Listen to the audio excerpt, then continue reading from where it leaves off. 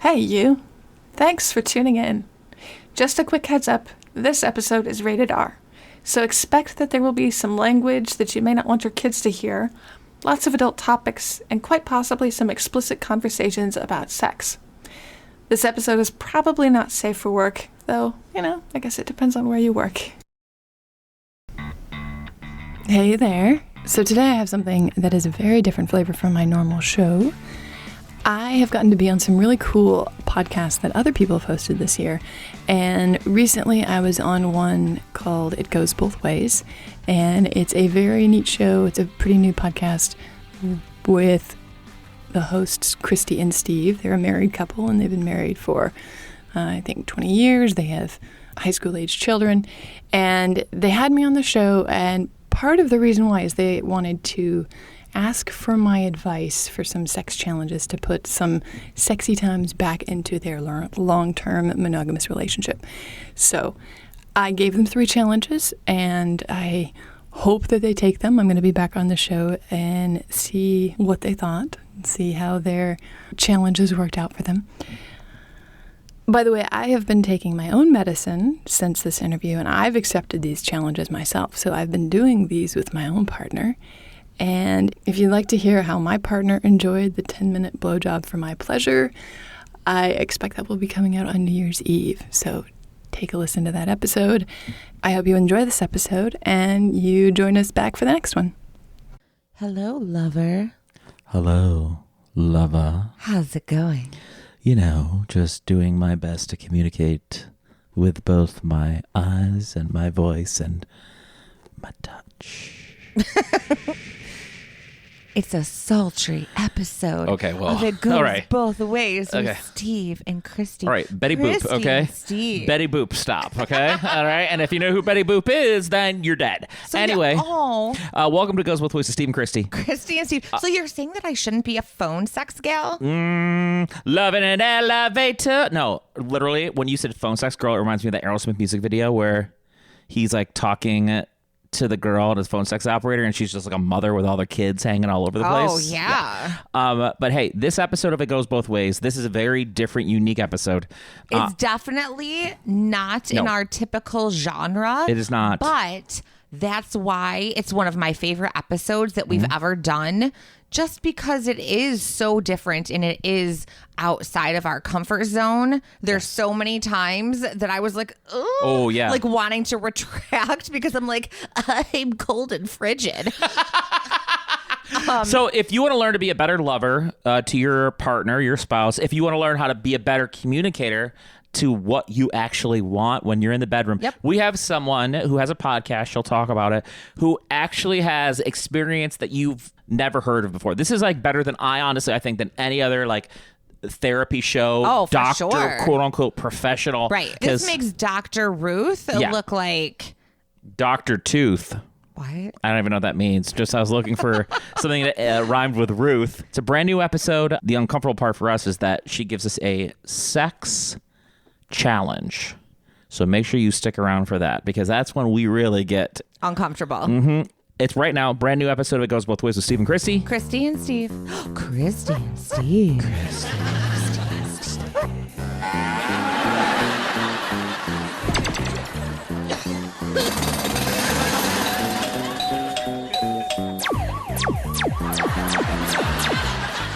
So my podcast is Pleasure Central Radio, and my name is Rebecca, and I'm a courtesan, which means I basically go on dates and have orgasms for a living. And I've been doing that for almost 10 years and learned a lot about people and relationships. And I've had interesting, complicated relationships myself for a long time. I've been polyamorous for over 20 years. So that means I'm pretty good at managing my lovers, and I do something called ethical non-monogamy, which means everybody knows about it. Everybody's, got fully informed consent, and so Thanksgivings can be really fun having friends over at once. Do you have plans for Thanksgiving this year? This year, I don't have plans yet. I think I am going to be spending some of it with my new partner's family, which is exciting. Okay. And last year, it was just after me and a couple of the people that I was dating, we all got COVID at the same time. Oh, shoot. So Yeah. And so after we got better, it was about to be Thanksgiving time and the rest of the city was shut down and no one was having big group meals. But we're like, well, we've all had it, so we might as well. Right. So right. we did. So it was nice. We had my boyfriend, his wife, his 2 kids, and the other girl he's dating for dinner. How did you come upon this way of being? Well, I think I've always been rather unusual when it comes to relationships. I didn't start dating anybody until I was 17. I grew up in a very small town, so it made it difficult to, find someone that you'd be a good fit with to begin with. So I just same. Yeah. So I just waited until somebody moved to town that worked out. That was the dating game back in the day. That was the Tinder of the time, is waiting for someone to move to town. In the Italian community that I grew up in, there was probably like 2 people that I wasn't like blood related to. So my dating pool was so small. Yeah, she wanted to keep the family tree from just going straight down. Right. I was not related to most of the people in the small town, but when you have 100 people in your high school, that's not very many people to choose from. Right. Now, someone for you that's been through a number of different relationships and have learned about different people's love languages. What are some big picture things that you think that you've learned in your life? So I think for me, a big piece is partnership. And I know not everybody is looking for a relationship that is a partnership, but that I don't really care much to have serious relationships that aren't partnerships. And by partnership, I mean, we're working together to do something together. So whether, a nesting partner, you have a house together and you're working together to maintain that in a really nice way, or, the traditional husband-wife thing, there's a lifetime partnership there. I was married once, and that was a powerful, interesting experience. But for me, I like to have people who I know I can trust for things. Of course. And usually I can trust people for different things, right? Yep. So I have friends and partners who I can trust to be fantastic feedback for my show. And I have friends and partners that don't give a shit about my show. Okay. So, finding people that care about the same things that you care about and putting your focus and attention together on something like that. That's one of the biggest things that I think I've learned. Is together you can do a lot more than one. Well, and it's rare in my experience, it's rare to find people that you can really kind of connect with on that level, that meets that need. And then in return, you meet their need. You mentioned earlier that your job or your career is that of a courtesan. Now, what exactly does that mean? A courtesan, this is a term that I've sort of adopted for myself. There are people in the industry that use this, but a lot of the people in my industry will use something like escort or sex worker. All of that is fairly accurate with me. Right. What's different, and the reason I started using this a few years ago, is that courtesans in the Renaissance era, they were allowed to do certain things that other women were not allowed to do because they had special privileges, but they were also usually doing some kind of art. So they were an actress or a singer or something, and they would have patrons that would come and make sure that they could continue doing their art. And usually there was something happening on the side there that was allowing the patrons to be so generous. Right. And I found that that's really the way that I've looked at my life for a few years now, is that I have people who care about me, who want to come and support me financially and help me put what I've learned out into the world, help me put out some art that makes a difference for people. That's my definition of a courtesan. I love it. Does it give you, and I'm assuming that it must, does it give you a sense of power? I see that as being one of the most powerful positions, if you will, to occupy as far as like employment. Yeah, it is very powerful. I self-employed and I have been the entire time. Yep. It allows me to travel a lot and to go on vacation and work at the same time.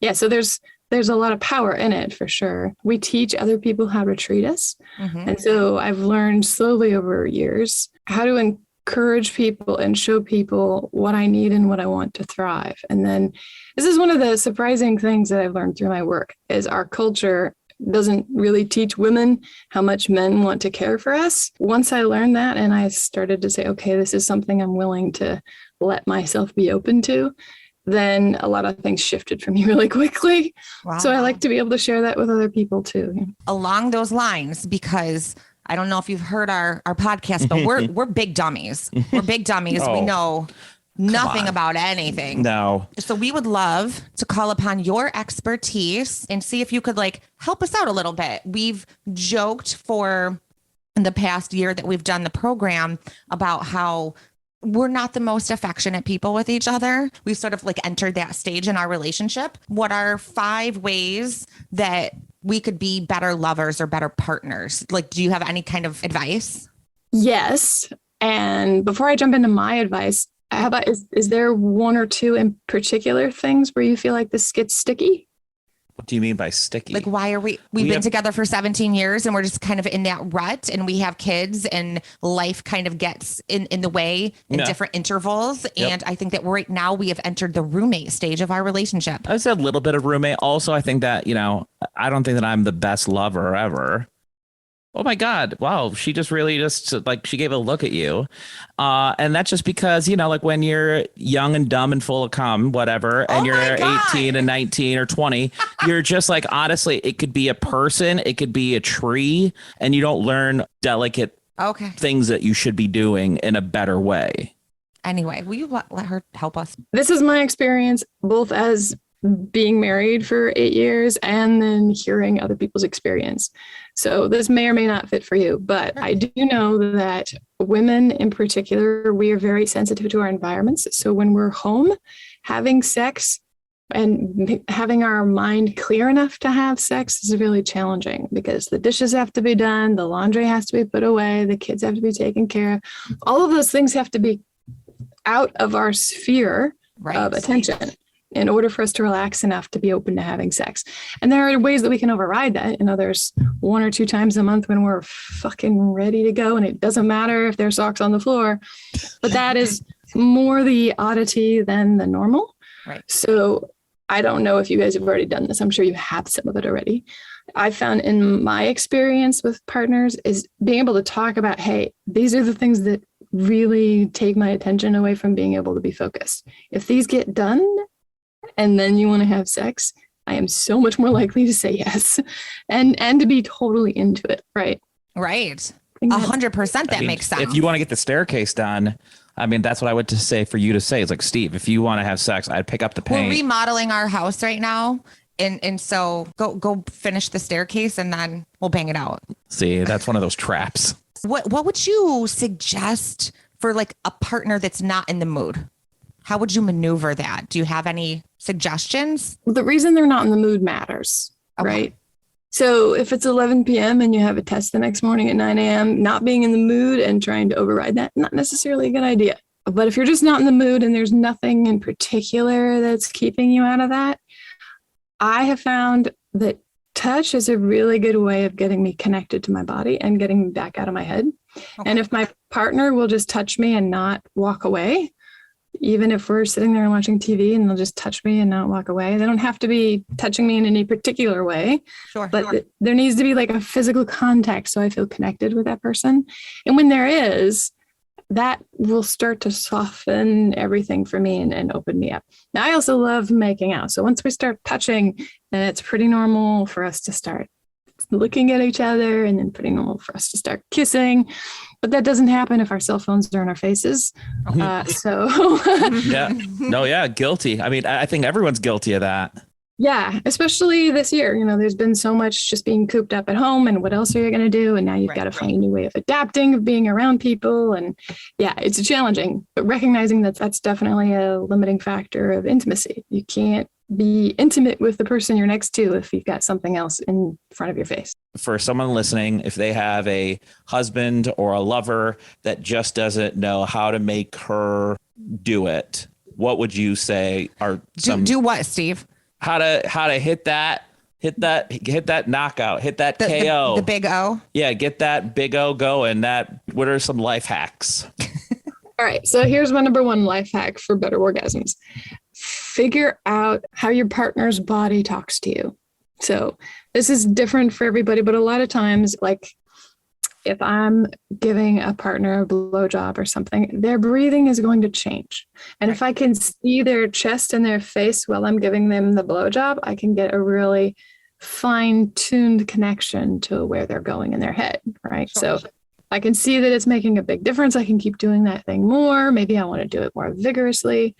For women, though, I would say if you're playing with a woman, go slower than you think you need to. If Really? you're playing with a guy, use more pressure than you think you need to. That's my little tip for men and for women. That's like what you would suggest. That's what you do as far as that level of communication back and forth, like even in the moment. Yes. And they'll know when they've got it right because my body starts to change. As I'm saying slower, it's like nothing really is different. But once they hit that right speed that's really working for me, everything changes. They notice immediately. And then, all I have to do is remind them slower a few more times. And now they're like, oh, yeah, that's the fastest way. It really is about being so in tune with your partner, though, and in listening and picking up on the signals. And like you said, I thought that was very accurate, to pay attention to someone's breath, to pay attention to how they're moving their body. Reading those signs and paying attention to those things will tell you most of what you need to know. You had told me once when we had talked before off the air, you had talked about like communication with lovers during some of the different sexual things that you've done, like, between like orgies and threesomes and things like that. When you're in the middle of sex, how do you better communicate? Is there a way to do that? Top tip for communicating better during sex is be honest and stop trying to school your expressions or keep yourself from looking funny or stop trying to pretend that you don't want that thing that you want. Yeah, be honest. This was true for me for a while, and I think it's true for a lot of people, but we learn how to masturbate in secret often, and so we have to be quiet, or that noise that we make is not something that, we really want to share with other people. But those things, that honest reaction and communication is really what our partners need in order to be able to connect and to sync up with us. So we might as well share it with them. What if they're not doing something correctly? Like, how do you, very gently get them in the right spot without hurting their feelings or diminishing? So that takes a little bit of practice. But I find that when you can use words that have no judgment attached to them, it makes it so much easier. And men especially, but women as well. Right. When you give someone directions and then they're successful, they're happy to take them again next time. But when you give them directions and it's not successful, or you give them directions in a way that makes them feel like, oh, I'm not doing this right, well, then fine, I'm just not going to do it anymore. Right. Right. I know people that will not give a woman feedback on the blowjob that she's getting because he's afraid if he says, oh my gosh, you just scraped me with your teeth or whatever, that she'll just stop. Better to have a bad blowjob than not to have any. I 100% agree on that. Okay. Yeah. I would love for you to give us a sexual challenge, and then we'll catch up with you in amount of time to be determined. We haven't pre-talked about this. We have not. Okay. Here, this is my give us 3 sexual challenges. Will you take this challenge, Christy? We'll see. Okay. All right. So your first challenge is Christy, give Steve a blowjob, but here's the caveat. You're only allowed to do things that feel good to you. To her? To me? Yeah. You're only allowed to do things that feel good to you. So I'll tell you, when we get caught up in like, hey, we've got to have an erection or we've got to go to an end point, we miss a lot of the sensual fun on the way. Sure. And I promise Steve is going to enjoy this, even though he's looking at me funny right now. Like, what the hell? I have no idea. Generally speaking, and even I understand this, is that as like a person gets older, especially like a woman gets older, it's like, that's something that's like, anniversary and birthdays, like that joke. All right. That's number 1. Yeah. And so there's more to this caveat. You can only do what feels good to you, wear what feels good to you, not what you think he's going to like. And set yourself a timer of some kind. You guys can decide ahead of time. This is how long you're going to do that for. Probably 45 minutes. Yeah, I would say do for 10. Okay. Challenge number 2, you get to go down on Christy. And the caveat is she can tell you what to do, but she can only use 6 words. Harder and softer, faster and slower, more pressure, less pressure. All right, that's 7 words. Same thing. Let's say 15 minutes of rules with that game. All right, so the third thing, how about you have half an hour away from each other, not doing the things that you normally do every day, but do something for you in those 30 minutes. Got it. All right, what do you think? These challenges sound doable? Here's hoping, Rebecca. Good. I'm going to put it on a calendar. TBD. Let's do another plug for your podcast. The name of the podcast is Pleasure Central Radio. They can find me at pleasurecentralradio.com or on Spotify. And the show is about a better way to partner. How can we be better partners for our partners and for ourselves so that we can have happier lives and have more sustainable enjoyment? Awesome. Well, thank you so much. You've been so insightful and so lovely. So hopefully, I don't know. Hopefully you've saved our marriage, Rebecca. Yeah. Thank you. Yeah. And we'll have to see if we can set up in the next couple of weeks or a couple of months that a Steve and Christy sex life update. Let's go. I would love that. That'd be great. Thanks for listening to Pleasure Central Radio. Today's episode is courtesy of Christy and Steve at the It Goes Both Ways podcast. Check out their show at itgoesbothwayspodcast.com. If you listened to this episode today and were intrigued by something, I would love to hear about it. What really hit home for you or surprised you? Or maybe something from this episode helped you shift a perspective about something important in your life. There's a voice message button on the homepage of pleasurecentralradio.com. I would love to hear what made a difference, and it's as easy as leaving a message on my answering machine. I'm especially interested in any new concepts that motivated you to do anything different in your own life. I can't wait to hear from you. Thanks for being a part of the conversation, and I look forward to your company on the next episode. Photo credit for Pleasure Central Radio's main artwork goes to jodyrayphotography.com.